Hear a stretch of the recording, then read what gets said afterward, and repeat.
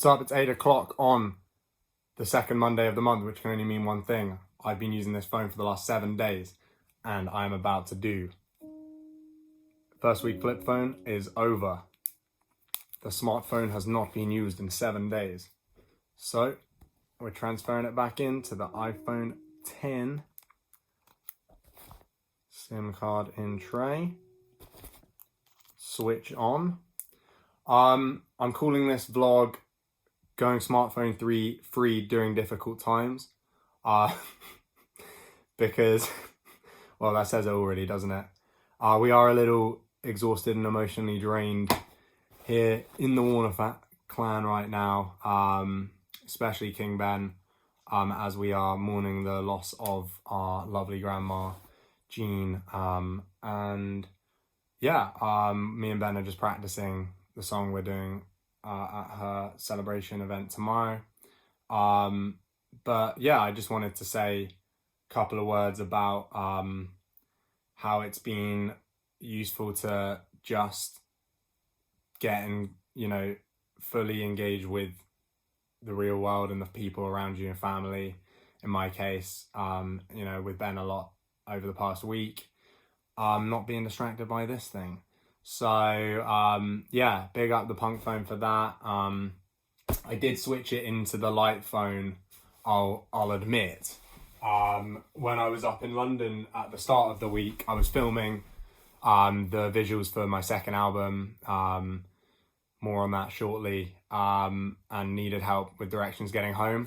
It's becoming clear that that really is the one big thing this is missing. Light phone has got that on it, with their amazing mapping directions, which I will add a card to from the old First Week Flip Phone channel. And yeah, I just wanted to say, before I'm gonna run the credits, we're gonna have a bit of GoPro footage from about me using paper during the week, and then I'm gonna come back for my creative week, including a cassette tape, which was fun. But yeah, I just wanted to say to anyone out there who is going through a difficult time, for me, it's always useful to know that I'm always only ever 3 weeks away from having a digital detox. I would thoroughly recommend people getting into such a routine.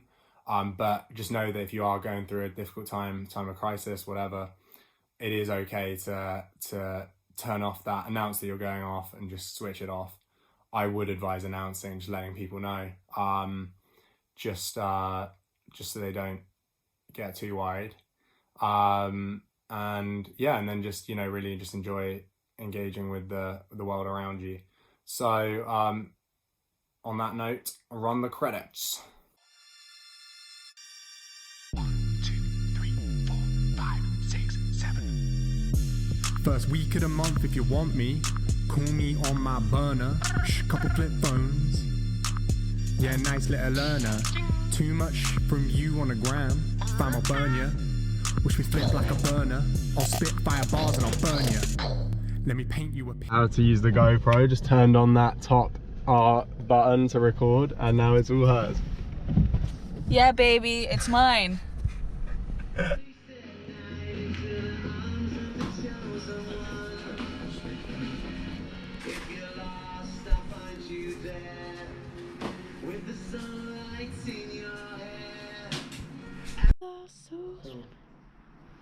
It's filming, Esther. Hi, Esther. Thanks for documenting the whole of my awesome shoot that I just did.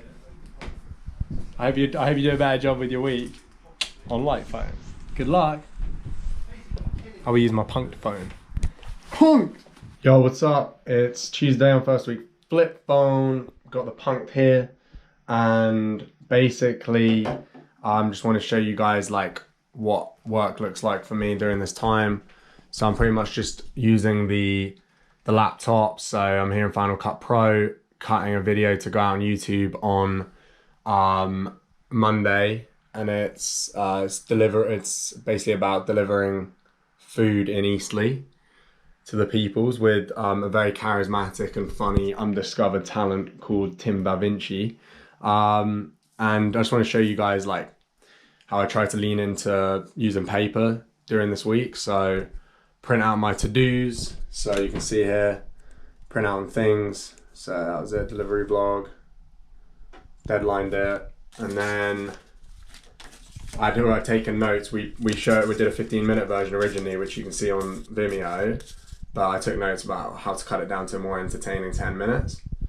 And yeah, I'll also use this for like reminders. Picked up Estella yesterday. And yeah, then you get this very satisfying sight, which is the empty moleskin. So, ta-da! Use paper. There's the printer. Yo, we made it to Brighton, Alex. You happy? Yep. Here we are. Very colourful town, isn't it? Look at this.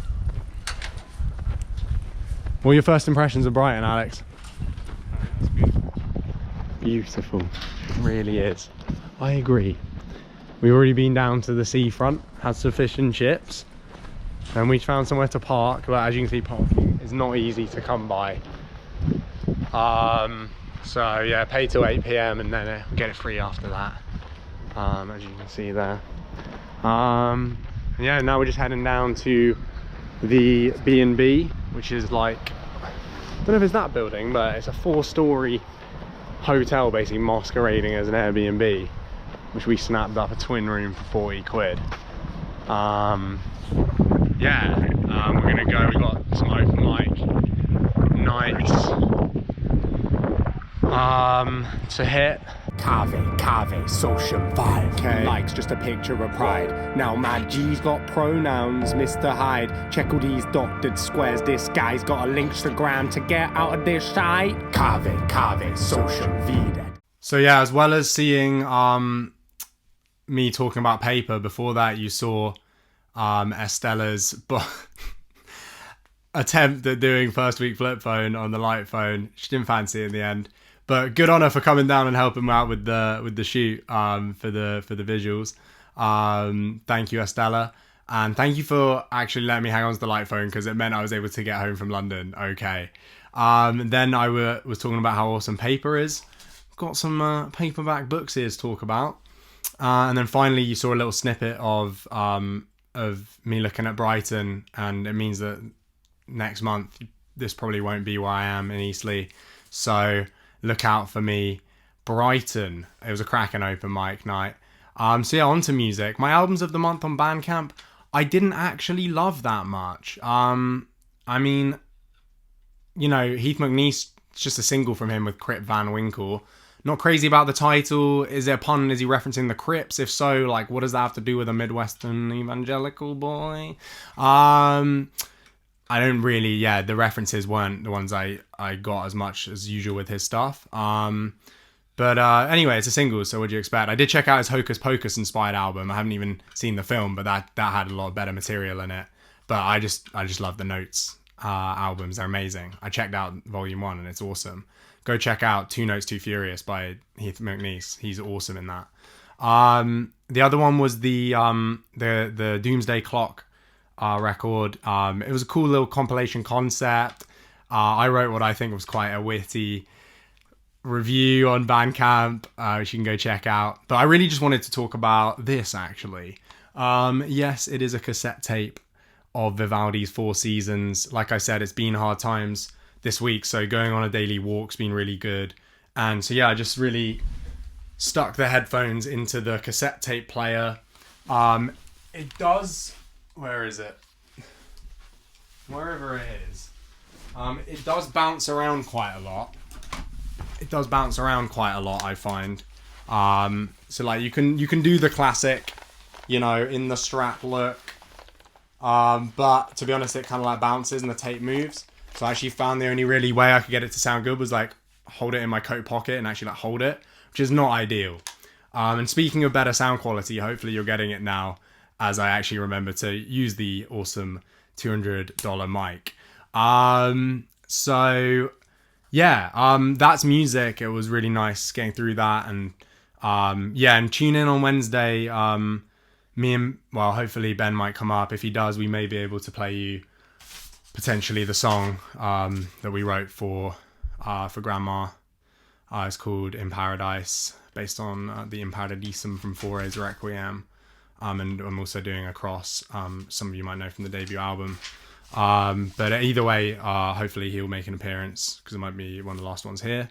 On to books. Quite a lot this week, to be honest. So, I mean, I just wanted to shout out R.D. Laing's The Divided Self, because I published on the website a screenshot of, a picture of page 20 and 21, which is quite meaningful. It's like 2021, which is when I started dreaming this up. And it's where the quotes from the album are drawn from, and where the theme from the title, The Divided Selfie, is based on the lamp that looks like two faces thing.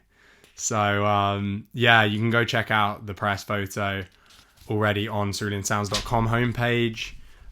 It's inspired by that in a very modern way. Beatles lyrics were useful during that time period. Haven't got a vinyl player yet for the White Album or for the Divided Selfie, so if anyone can recommend a vinyl player, that'd be great. What I did finish reading was Karen Jennings' An Island, courtesy of my brother Jonty. Thank you. It's been cool hanging out with him, as the family's obviously all gathered down in Winchester for, sad reasons, but it's great to bring people together. Cracking book, Jonts. Thank you. Longlisted for the Man Booker Prize for good reason. What's cool about it is that, you can guess it's probably going to be socially aware based on that, and it is really, but only really in the second half. It really lures you in with just almost this Tempest, like you would washed up on an island sort of situation, and then it really gets, it says the second day, third day, and he really reminisces, more the main character, about political upheaval in African country. I'm still not entirely sure which ones it's really referring to, but it's really referring to a common pattern of violence and political upheaval seen in Africa ever since really the 50s and 60s. So that was that. But more for comfort reading for me, obviously being a difficult week, going back to my favourites. Someone on micro.blog reminded me about Farewell My Lovely. And I think I was more struck than ever with the quality of the writing. I tuned into more of the similes, which Colin Dexter, the writer of Inspector Morse, shouts out in his intro. For example, a kid walking along is like a fly with one wing.